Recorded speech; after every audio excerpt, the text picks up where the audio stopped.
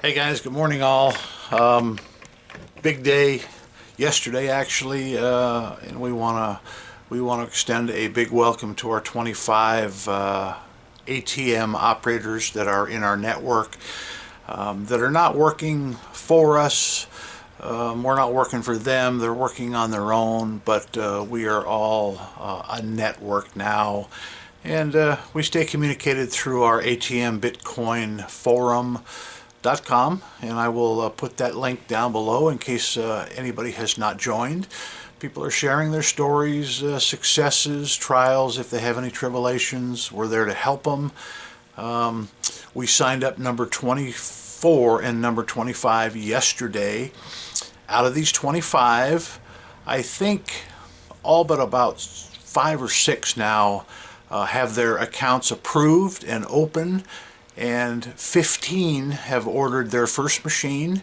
One operator who owns a chain of laundromats, he has ordered 3, but everybody else has ordered 1, and that's how we started. Just one, guys. That's all we say to, get. Unless you happen to land a spot and they have, 2 C stores and they're across town, well, then, order 2 if your budget allows. But to get you started, it's pretty easy to get that first spot. I always like to say, call in your markers. If you've got a cousin that is a manager at the ABC gas stop up there on the highway, go to them first, because you already kind of have a shoe in the door. You're either family or you're a customer at that business.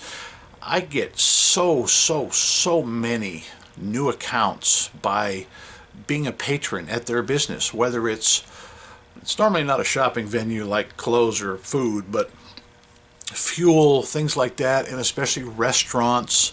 Even if you don't drink, such as me, go in a bar, I'll have a beer twice a month. But I always try and make those visits pay. And I'm looking back at my 8 ATM locations. We set number 7 and 8 yesterday for ourselves, along with some of the mini cranes. And I tell people I have an appointment today, and it's a little bit far. It's kind of on it's on one end of our route, and I tell people, to make it a little more profitable for us, if maybe it's kind of a gamble, a little bit of an iffy location, you're not quite sure if they're going to do real well, try and put something else in there so you make that stop a little more profitable. Even if you only pick up an extra $50 in profit, from a small crane. We still operate the charity bulk machines. Even those add to your net. If you drive an extra 30 miles and you can pick up an extra $30 worth of gumball money, that's pretty much all profit. So always make those when you're out touring around. I have an appointment today, like I said, and it's probably pretty much a slam dunk. They've requested an ATM machine, so we're going to go visit them. But on the way, I always stop. Even if I've been there 6 months ago, sometimes there's a change in management, sometimes there's a change in ownership, or maybe just a change in what they need. One of my new people yesterday had told me that that person is going in a location that already has an ATM. However, they're getting poor service. So when I go in a spot, even if there's a machine there, the first thing I do is ask them, are you happy with your service? And if they say yes, so be it.